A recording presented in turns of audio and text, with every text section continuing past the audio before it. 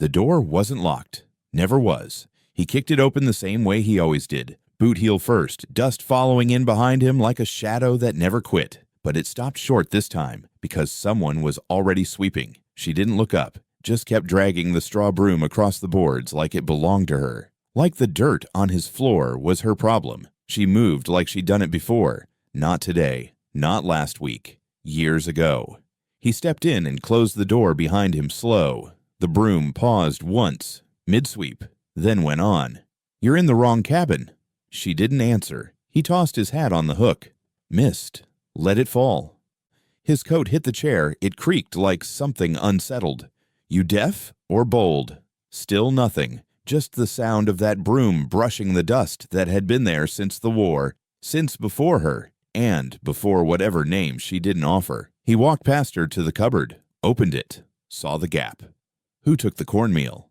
She didn't answer, didn't need to. He stepped toward the shelf near the bed, pulled the tin can down, lifted the lid. Empty. "No," he muttered. "No, you didn't." The broom stopped. She looked at him, then at the can in his hand. Her face didn't shift. Not sorry. Not scared. Just still. He moved fast, grabbed her wrist.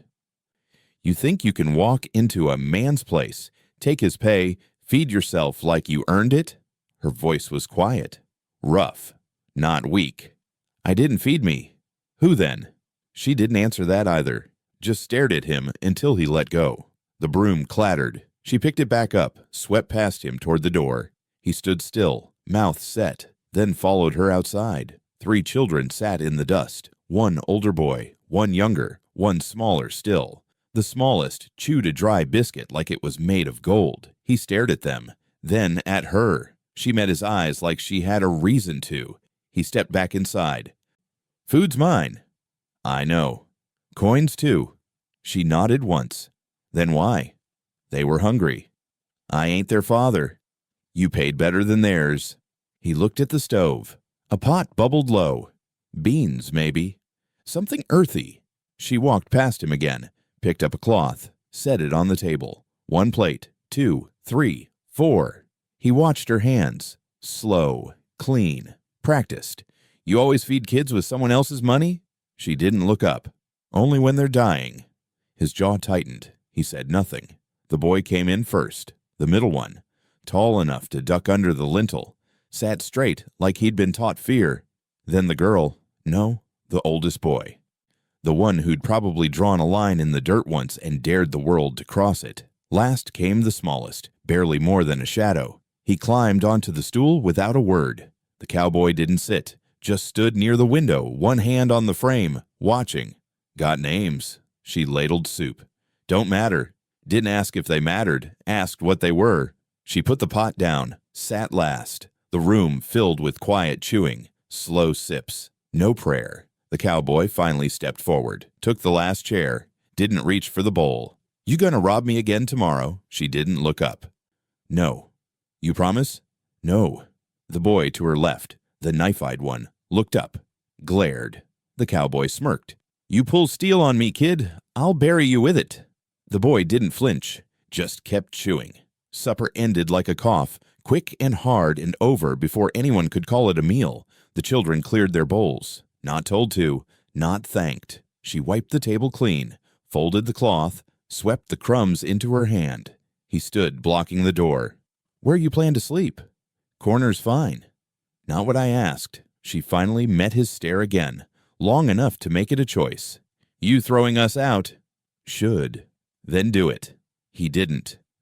She laid a blanket down by the stove. No pillow, just a second blanket bunched behind her head. The children curled against her like roots to an old tree. None of them spoke. One of them hummed something quiet. The wind outside sounded like boots dragging in gravel. He didn't sleep much, just sat in the rocker watching the fire go thin. Sometime near dawn he stood, opened the cupboard again. Still empty. He reached back into the tin and found a note folded flat at the bottom. 1 word written in neat lines. "Thank you." He stared at it, then tore it in half, threw it into the stove. Behind him, she stirred, didn't speak. He said it without turning. "You write that." She shook her head. My sister. The small one? He didn't ask. Didn't want to know. He stepped onto the porch and let the cold hit him. The land stretched quiet. The fence sagged like tired shoulders. The horses hadn't moved all night. He walked back inside, shut the door. She was already up, sweeping again. He leaned in the doorway, arms crossed. You gonna do that every morning? If there's dust. There's always dust. Then I will. He watched her 1 full minute more, then turned to the cupboard. He took down the last tin of coffee, poured enough grounds to fill the kettle. You ever gonna tell me your name? No. You expect me to let strangers sweep my cabin? She looked over her shoulder. You already did. The kettle boiled. He poured 2 cups, set one on the table. She didn't move toward it. You think I'm a good man?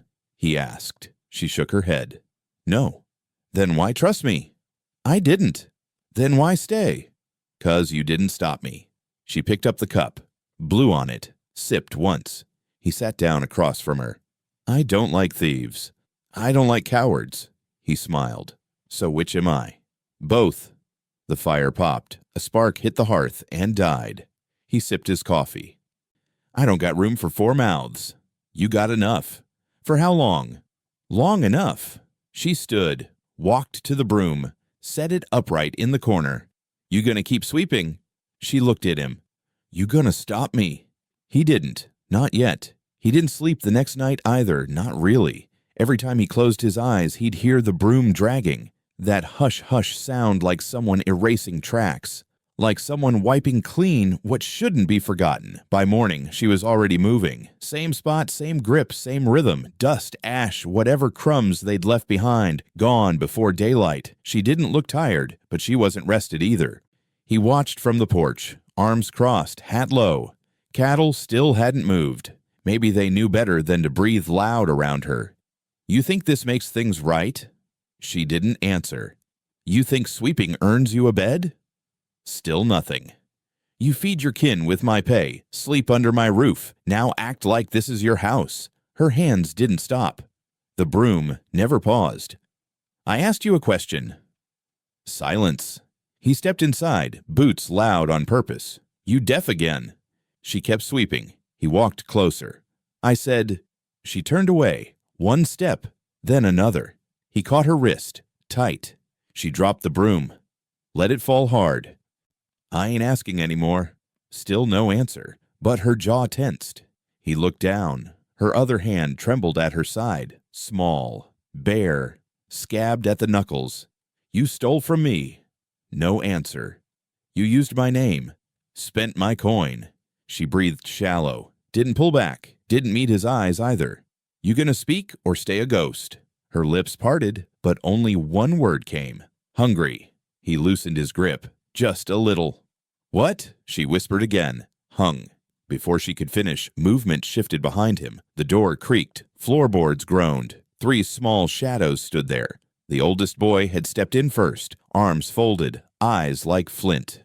The middle one stayed quiet, still holding something. A spoon, maybe. The smallest blinked slow, holding on to the doorway like it might vanish. The cowboy looked from them to her. She hadn't moved, still in his grip. But her face was something different now. Not scared, not begging, just firm.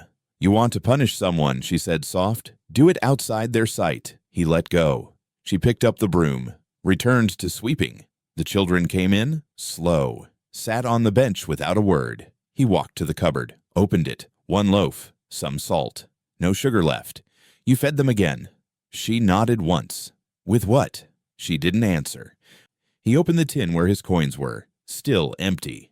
You took more, still nothing. He kicked the tin across the room. It hit the wall and spun, dented. She didn't flinch. He turned on her. You planning to drain me dry? She didn't stop sweeping. You gonna answer me now?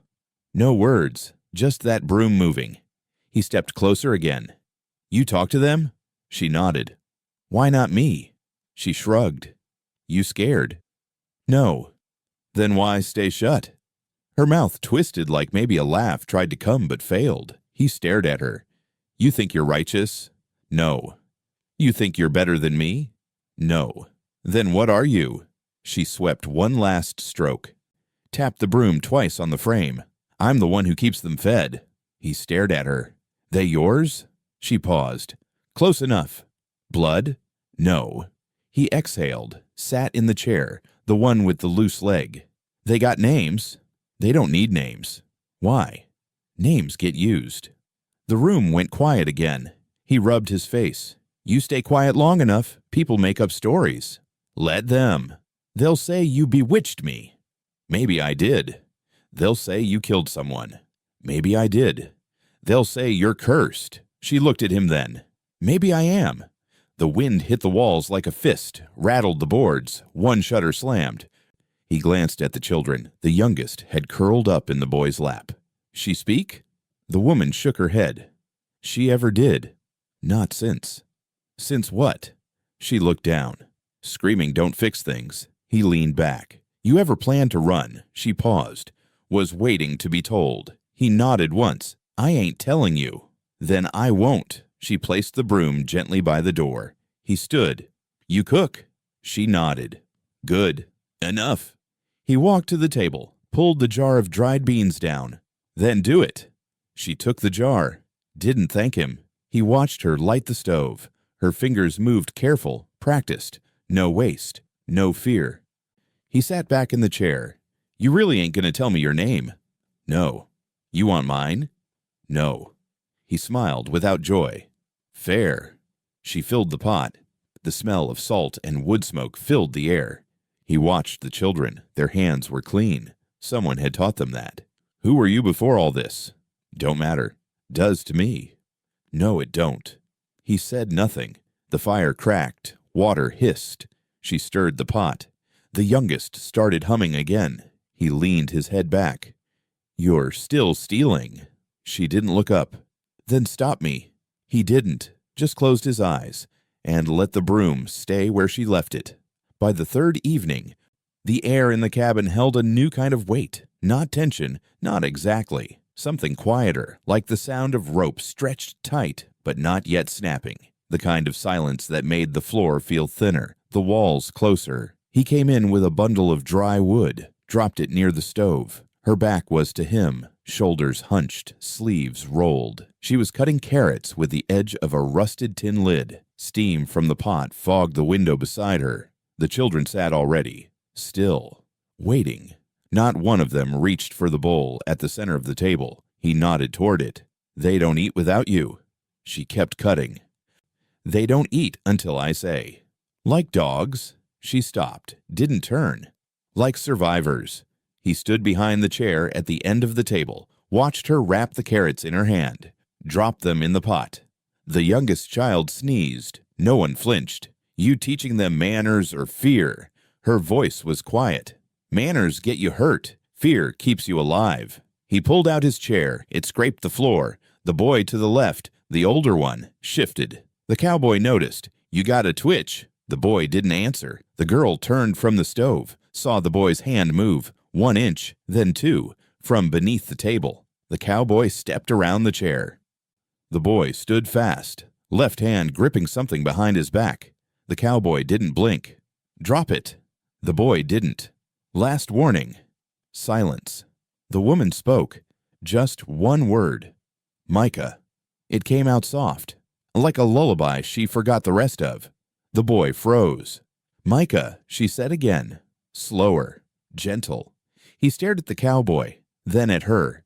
His fingers loosened. A small blade dropped to the floor with a soft clink. He kicked it under the table, sat down. The cowboy didn't move. You teach him that? No. You approve? No. He stepped forward, picked up the knife, held it to the light. Dull. Better that way. For who? She didn't answer. He walked to the hearth, set the blade on the mantel. Try that again, he said without looking. And I won't speak first. No one answered. He sat back down. The food was served without a word. Beans, carrots, hard bread softened in broth. It smelled like something from memory, but he couldn't place whose. He reached for the salt, passed it. No one said thank you. No one asked. The children ate quiet, forks scraping wood, chewing slow. He watched them. You always this quiet? They didn't answer. You afraid of me? Still nothing. He chewed, swallowed. Smart. He glanced at the woman. You afraid of me? No. Why not? I've seen worse. Who? Doesn't matter. He looked back at the boy, Micah. You ever kill someone with that knife? Micah's eyes lifted, held his. No. You ever try? No. You ever want to? Micah blinked once. Sometimes. The cowboy nodded. Ate another bite. The youngest coughed. The girl, not theirs but close enough, handed her a cup of water. The cowboy leaned back. Where'd you all come from? She didn't look up. Nowhere. Nowhere's got a name. No one remembers it. He tapped his fingers on the table. You keep them safe. I try. Why them? They stayed. Stayed from what? She looked at him. From leaving. That shut him up. The wind outside scratched the walls, dry and mean. He scraped the last of his bowl clean. Set it down. No one else had finished. They were careful, like if they ate too fast, it'd vanish. He stood, took his plate, washed it without being asked, dried it with a rag hung over the stove. She watched but didn't comment. He turned to her. You believe in second chances? No. Why not? First ones never come free. He hung the cloth, turned to the boy. You're fast, but don't twitch again. Micah nodded once, eyes down. The cowboy stepped out to the porch, lit a cigarette. The sky was coal black. Not even stars were watching. Inside, she wiped the table clean, brushed the crumbs into her hand, turned to the broom, picked it up. The floor didn't need it. Not really, but she swept anyway. Long, slow strokes, from the door to the hearth, from the hearth to the beds. The same path she'd taken before. Every corner touched like it meant something. Micah watched her, didn't speak. The youngest slept on his shoulder. The broom moved like it remembered. She placed it back in the corner, handle up, bristles down against the wall. Like it had always been hers. The wind picked up before midnight, not loud but sharp. It slid through the cracks in the cabin like it had teeth, pricking at the walls, whispering warnings no one wanted to name. He didn't sleep through it, just lay with one boot still on, hand behind his head, eyes fixed on the low ceiling above. The others were silent. The girl curled near the stove, her arm across the youngest. The boy slept with one hand under his shirt, probably still dreaming of that knife he wasn't allowed to touch anymore. He shifted. The bed creaked. Something shifted underneath. He paused, sat up slow, reached under the mattress and pulled it free. A letter, folded neat, thick paper, sealed. His name scratched across the front in small handwriting, clean, quiet letters. Hers. He stared at it a long moment. The paper was warm from where it had been tucked, like it had been waiting for him. He walked to the stove, sat, letter in hand. She stirred as he struck a match for the lantern, didn't speak, just opened her eyes and waited. You write this? Her eyes moved to the envelope. Why? She sat up but didn't rise. You read it yet? No. Then don't. Why? She looked at the stove, not at him. 'Cause you'll burn it after. He blinked once. Looked down at the letter. So it's a lie? No. Then why? Some things read honest and still ruin a man. He turned it in his fingers. You put this under my bed. I did. You break into my cabin. You steal my food. You sweep my floor. And now you write me letters? She didn't answer. You trying to play me? No. Then what? She stood, walked over, took it from his hand without a fight. He watched her. What are you? She didn't stop. She opened the stove, flames still licking low. Without a word, she fed the letter in. It caught slow, curled once, then lit fully. He stood quick. God damn it. You said you didn't read it. I wanted to. That was your mistake. The wind outside slammed against the wall, hard, like something trying to get in. He stood with both hands on the stove. You don't get to decide what I read. I just did. You don't get to burn what's got my name on it. It's only ink. You think that don't matter? She looked at him, sharp now. I think the man I wrote it to don't exist no more. That's what I think. He clenched his jaw. You don't know me. I knew you enough to write it. You don't know a damn thing. She didn't flinch. You think you're the only one this world broke. He didn't answer. She stepped back, crossed her arms. Her eyes didn't water, but they looked like they should have. I wrote that when I thought you'd kick us out. I almost did. I know. I still might. You won't. He exhaled hard through his nose, sat back down, elbows on his knees. What did it say? She shrugged. Don't matter. Tell me. No. You burned it. Least you can do is say it. You burn what's meant to stay dead. You threatening me now? No, I'm warning you. He leaned forward. Was it goodbye? She didn't speak. He tapped the stove. Was it a plea? Still silence. Was it a lie? She looked down. It was a memory. Of what? She walked to the door, opened it. The wind hit her hair back like a wave. Of who I thought you were, before you told me otherwise. She stepped outside. The door stayed open. He stayed seated. The stove hissed. The letter was already ash. The boy stirred in the corner, sat up halfway, looked toward the door, then at him. She okay? He nodded once. Yeah. You mad at her? Don't know yet. She don't talk much. I noticed. She cries sometimes when she thinks we're sleepin'. He looked at the kid. You supposed to tell me that? The boy shrugged. She don't scare me. She scare them. Not when she's quiet. He stood, stretched. She ever hit you? The boy looked offended. She ain't like that. She ever leave you behind? No. He rubbed his face. You miss where you were before here? No. He looked toward the door. You want to stay? The boy didn't answer right away. I want her to. He nodded again. She's trouble. She's ours. He almost smiled. Get back to sleep. The boy curled again, this time facing the wall. He stepped out onto the porch. The wind had teeth. She stood by the fence line, arms wrapped tight around herself. You cold? She didn't answer. He walked toward her, slow. What did you think I'd do with the letter? Throw it at me. Call me names. Maybe shoot the sky. I thought about it. I know. He stopped beside her. You done writing things for people who don't ask for 'em? Maybe.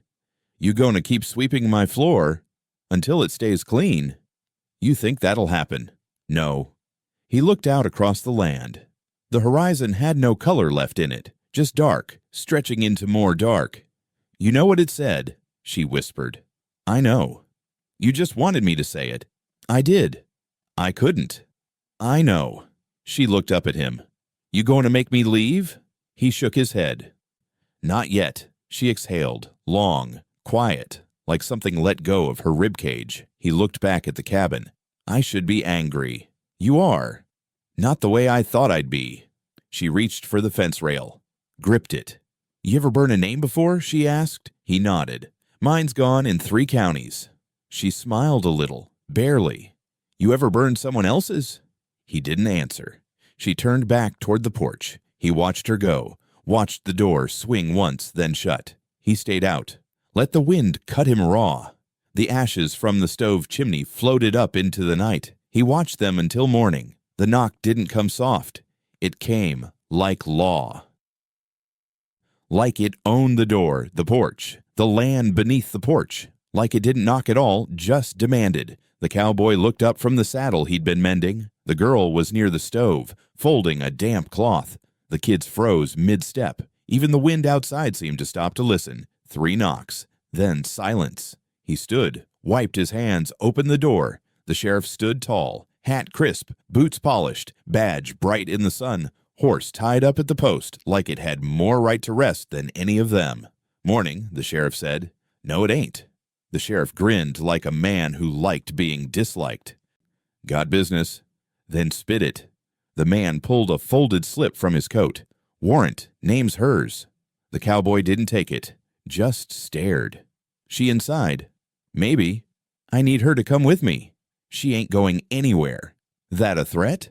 That's a porch. The sheriff stepped forward. You harboring a fugitive? You got proof.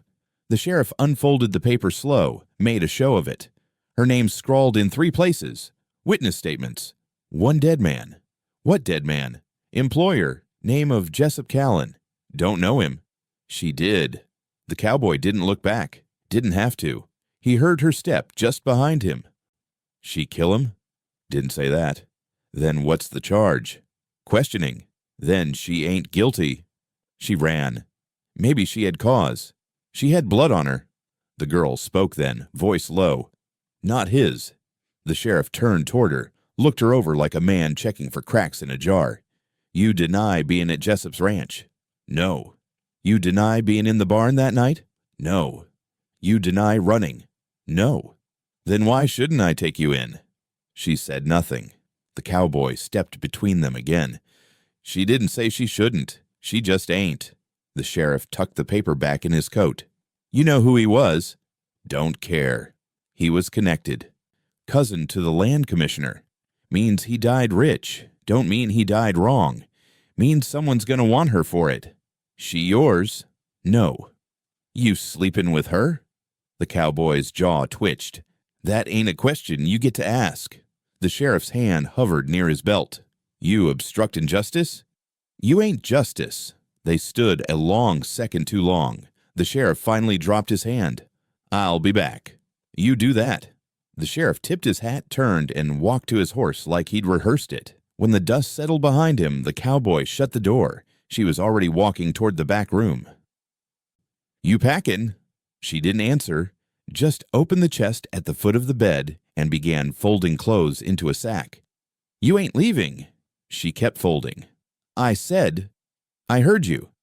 Then stop. I can't. You didn't kill him. Doesn't matter. Why not? Because I was there. That ain't the same. To them, it is. He stepped closer. You ran before. I get that. But you're here now. That's the problem. You think I'm going to let them take you?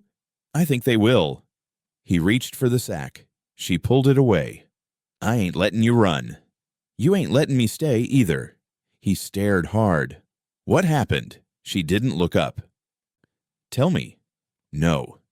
Tell me what he did. She zipped the sack. He called me property. And? He said I owed him. What else? He grabbed me. Then what? She stood still, breathing shallow. I hit him. With what? The pitchfork. Where? Neck. The room went quiet. She set the sack down slow. I didn't mean to kill him, but you did. I think so. You think. I didn't check. He exhaled, slow. You got cut? She nodded. Barbed wire, climbing the fence. Blood trail? Maybe. You covered it? I tried. He sat down on the edge of the bed. He deserve it? She didn't answer. He nodded. That's what I figured. He stood again. Picked up the sack. Set it back inside the chest. You're not leaving. She opened her mouth, then shut it. You stayin' means they'll come back. I know. They'll bring more men. I got more guns.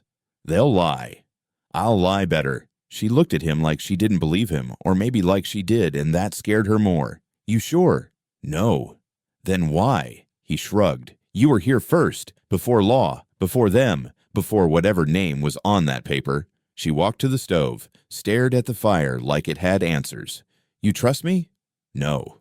Good. The kids were still asleep in the corner. One snored soft. The girl stepped past them, picked up the broom, started sweeping again. Same rhythm, same pattern. Not nervous, just steady. The cowboy opened the door, looked out toward the horizon. No dust trail. Not yet. He closed the door slow. She swept past him once, then stopped. They'll try to break in. I know. They'll search the place. I know. They'll burn it down if they can. Then we'll sweep again. She looked at him sideways. That simple? No, but it's a start. She put the broom back in its place, just like before, like it still belonged there.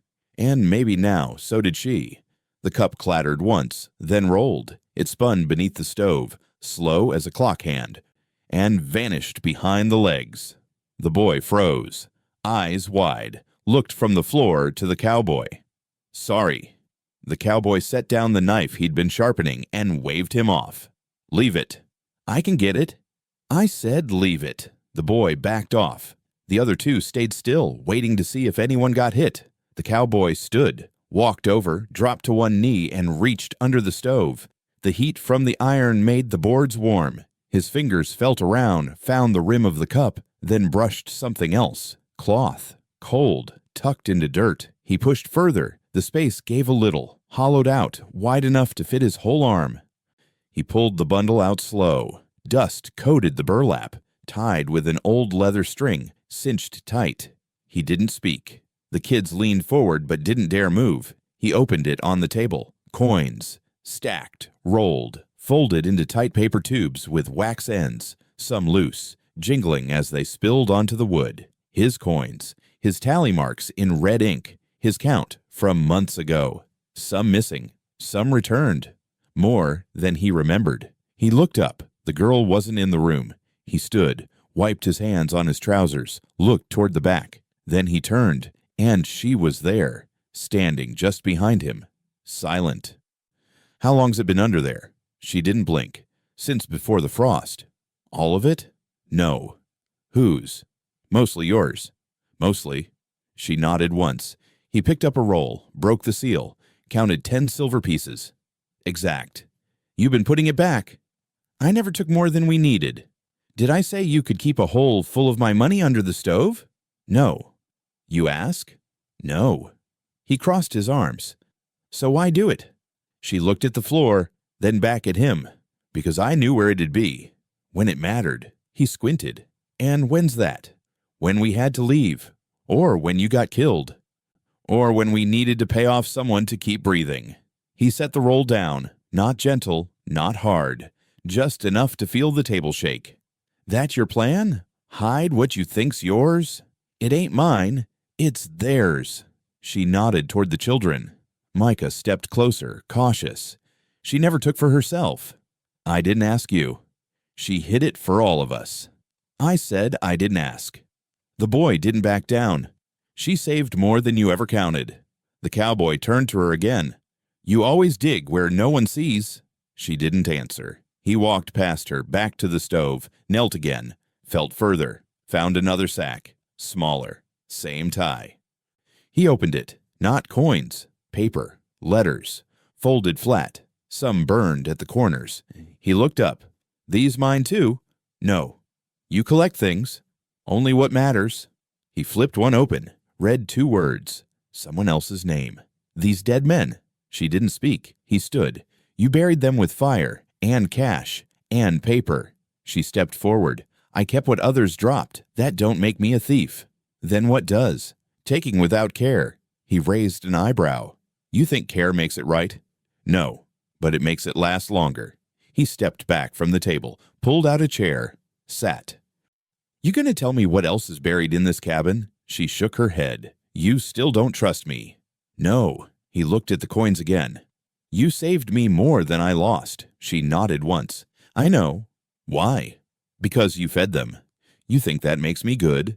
No. Then why help? Because you didn't ask for anything back. He stared at her. You gonna keep hiding? If I need to. And if I say no, I'll do it anyway. He chuckled once, dry, no smile. You got rules no one sees. So do you. He nodded. Fair. He stood again, scooped the coins into the sack, tied it shut, set it back under the stove. You gonna leave it? Where else would it be safe? You could have told me. You'd have dug it up. Damn right. I wasn't ready. He paused. Are you now?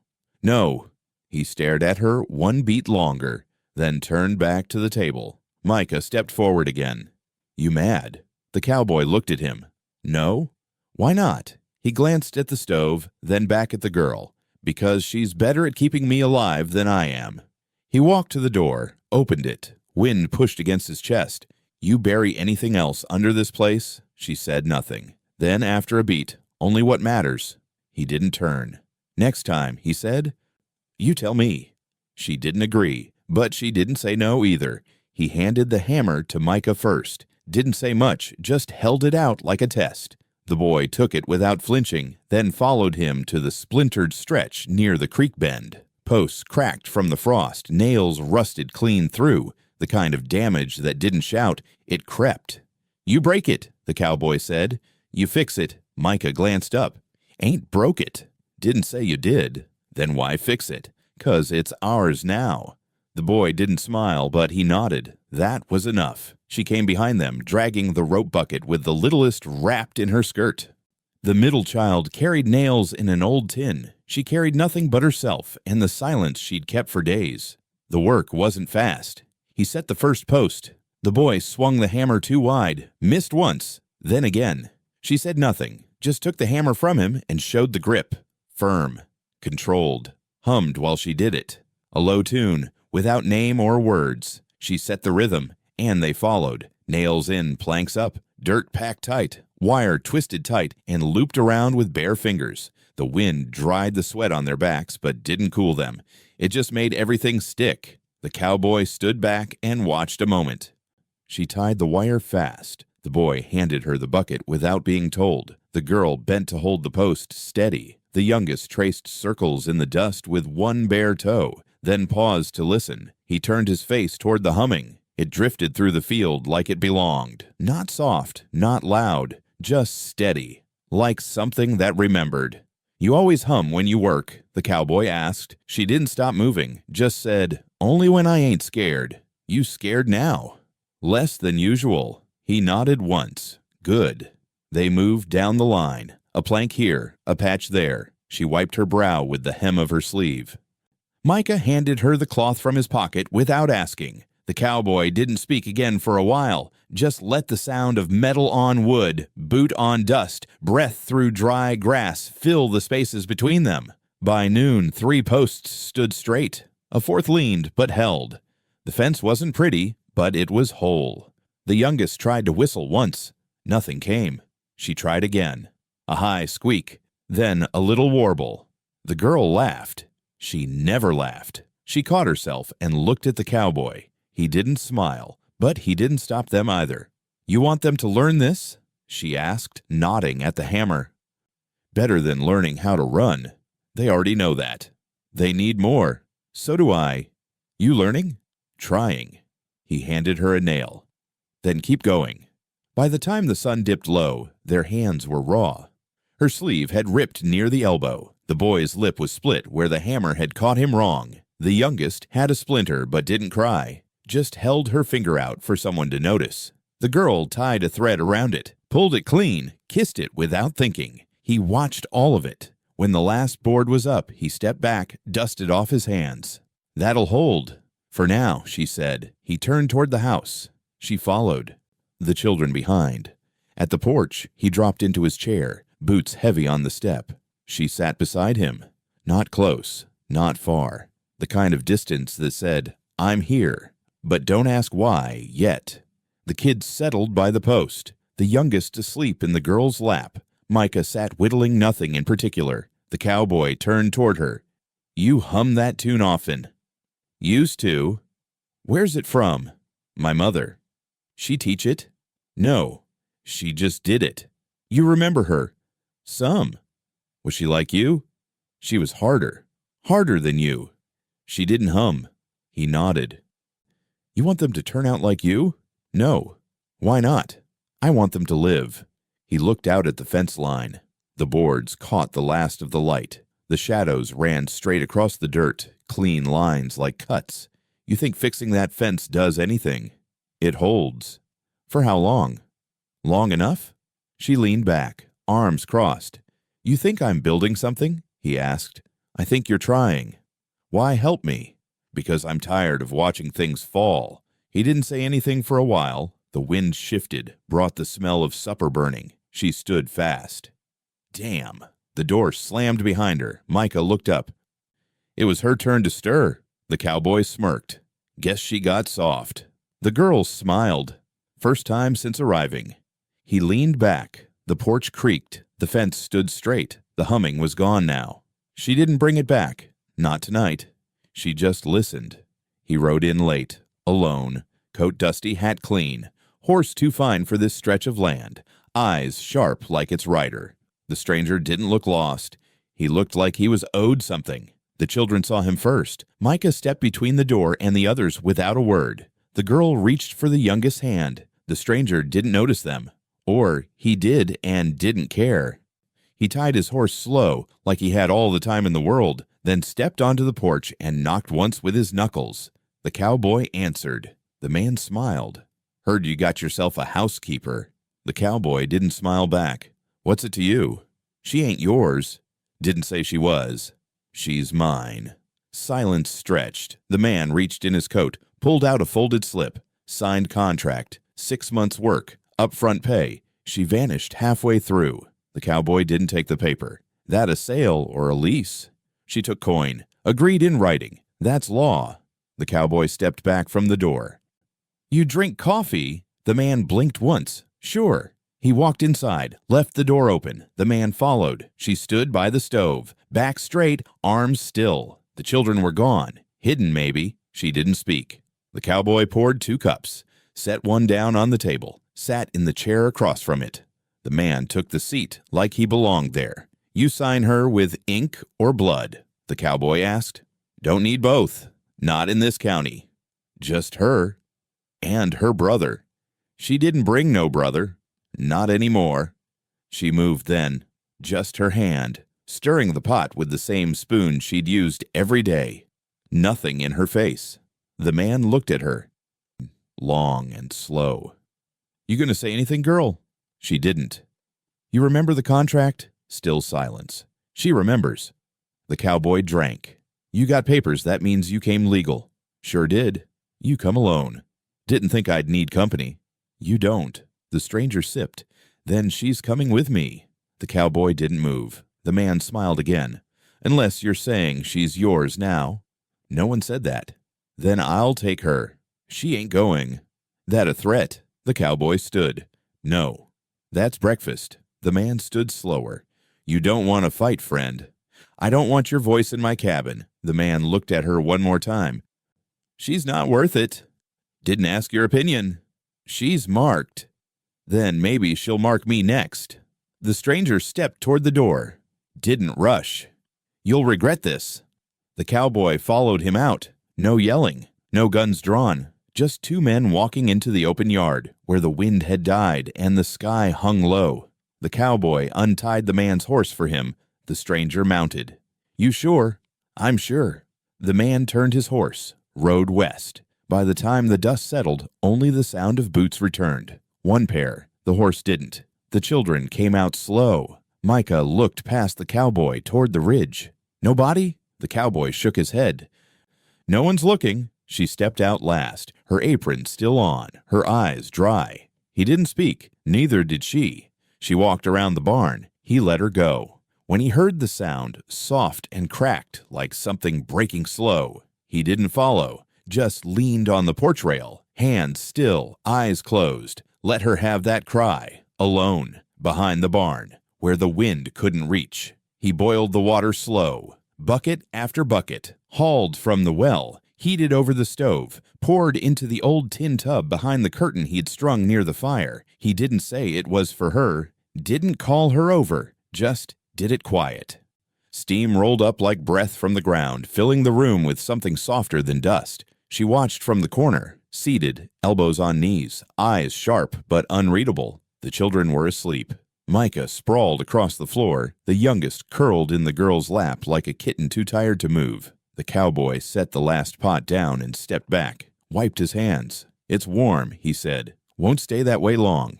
She didn't answer. Soap's on the shelf. Cloth's clean. Ain't touched. She looked at the curtain, then back at him. I ain't dirty. Didn't say you were. I don't need washing. He nodded slow. Still warm. She stood. Walked over, but she didn't go behind the curtain, just sat beside the tub. On the floor, back against the wall. He didn't move, just watched her lower herself like she was made of glass. She stared into the water. It was clear, clean, still steaming. I don't need it, she whispered. I know. I tried once, after the barn, after Jessup. He didn't interrupt. I scrubbed till my skin tore, bled into the floorboards, thought it'd help. She leaned forward, eyes never leaving the surface. It don't come off. He stayed quiet. I ain't scared of water. I just don't believe in it anymore. He rubbed his palm across his neck. I didn't draw it to fix you. She looked up, met his eyes. Then why? 'Cause I didn't know what else to do. She nodded, looked back at the water. I used to like baths. He didn't speak. Used to hum in 'em, make boats out of twigs, pretend I was somewhere else. She touched the edge of the tub, just her fingertips, then drew back. He stepped toward the stove, poured himself coffee that had gone cold. She didn't move. "You want me to leave?" he asked. "No." "You want me to stay?" "No." "All right." He sipped, watched steam from the water fade thinner with every breath. "You ever think you'll step in again?" She shook her head. "No." "Even if it's safe?" "It'll never be safe. Even here. Especially here."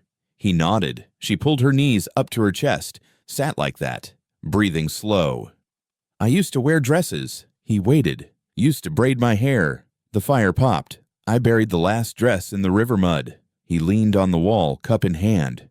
"You want a new one?" "No." "You want anything?" "I want to forget." He looked toward the tub. The water was still warm, but barely. "You hungry?" She shook her head. "You tired?" She didn't answer. He stepped away, left the curtain open. She didn't stand, didn't budge, just stared at the bath like it was something dead. That night, after the fire had burned low and the children curled in their usual corners, he saw her again, sitting up, back to the wall, eyes open, the broom in her arms like a doll or a rifle, held close. She didn't speak, neither did he. He just watched her hold it tighter, like she'd drown without it. He left the shirt on the back of the chair, same one he always wore when it got cold enough to matter. Elbows frayed, collar split, one cuff missing its button. He meant to mend it someday, just never got around to it. That morning, it wasn't where he left it. He found it folded, clean, smelled faintly of soap and smoke.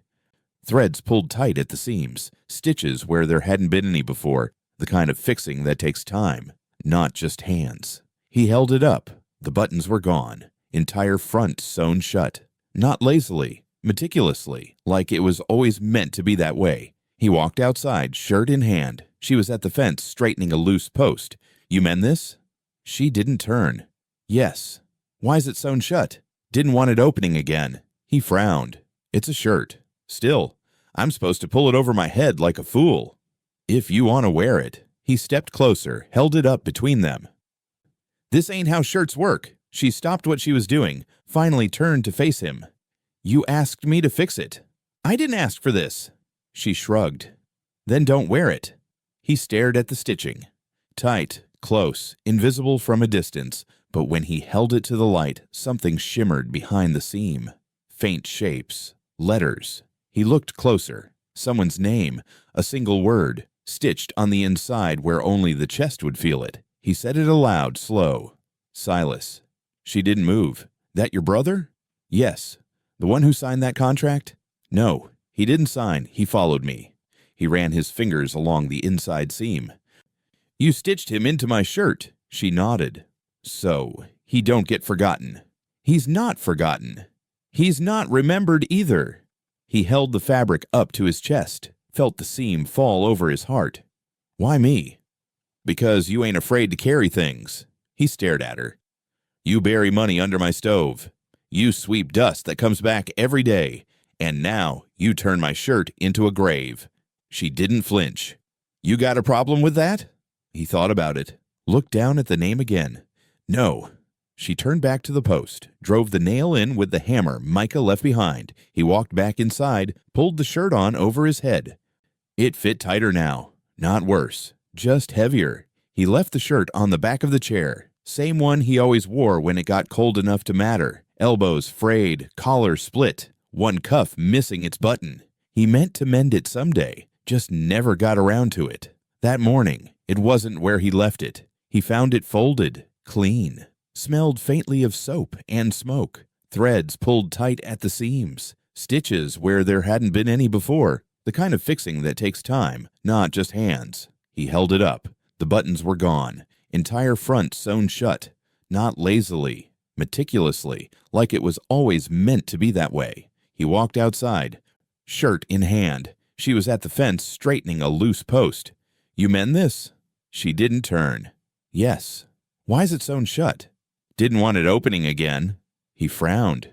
"It's a shirt. Still, I'm supposed to pull it over my head like a fool?" "If you want to wear it." He stepped closer, held it up between them.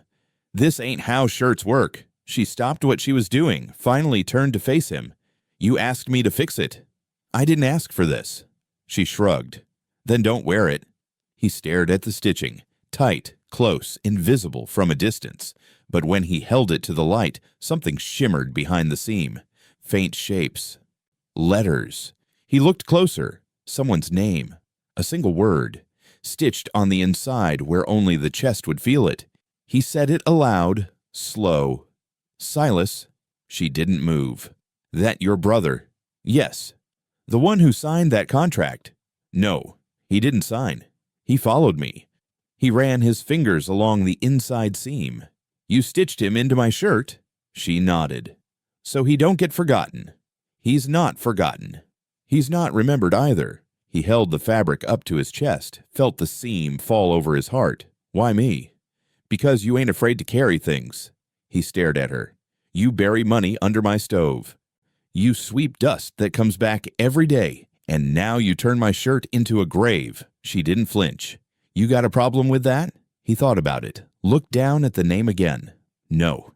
She turned back to the post, drove the nail in with the hammer Micah left behind. He walked back inside, pulled the shirt on over his head. It fit tighter now, not worse, just heavier. The first thing they heard was the horse, not fast, slow, measured, like someone trying to be quiet, but not quiet enough.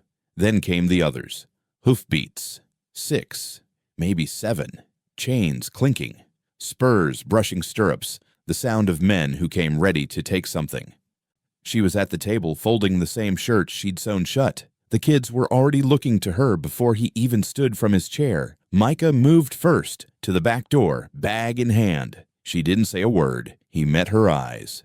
It's time. She nodded once tight. The girl gathered the youngest. The boy reached for the knife he'd buried in the floorboards a month ago. The cowboy stepped to the door, opened it slow. The sheriff sat tall in the saddle. No grin this time, just eyes like flint and a rope tied to his saddle horn. We ain't got time for talk tonight, he said. Step aside. Behind him, men held torches. 2 had rifles. One held shackles in both hands like he was proud of them. The cowboy didn't move, just leaned on the frame. She ain't going. She's got a warrant. This time it's signed with the governor's own seal. You bring a judge. Didn't need one. You bring a body? The sheriff smirked. Might be making one soon. Inside, she was shoving clothes into a sack, bread into a cloth napkin. She moved quick, practiced. The children didn't ask, just followed. Then his voice came through the door. We ain't running. She stopped cold. What? He stepped inside, shut the door with both hands. They step on this porch, he said. They burn. Micah blinked. You serious? I'm done moving for men with torches. She stared at him. They'll kill you. Maybe. They'll take us. Not without ash on their boots. She crossed the room. Close. You sure? He didn't blink. You? She dropped the sack, turned to the girl. Move the water barrel to the wall, now. Micah pulled the old oil lanterns from the shelf, started checking the wicks. The boy with the quiet hands shoved the bench against the door. It wouldn't hold, but it'd slow them.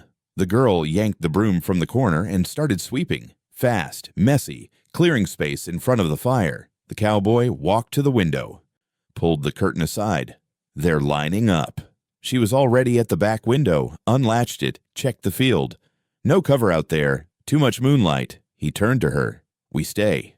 She looked at the broom still in her hands. Then we burn with it. He nodded. Micah, she said, bring the salt. He ran to the cupboard, grabbed the jar. She poured a circle around the hearth, eyes never leaving the floor. What's that for? The cowboy asked. Memory. She looked up. They cross it. They better mean it. The first rock hit the side wall. Then came the voice. You got 2 minutes. The cowboy walked back to the front door, rested his hand on the latch.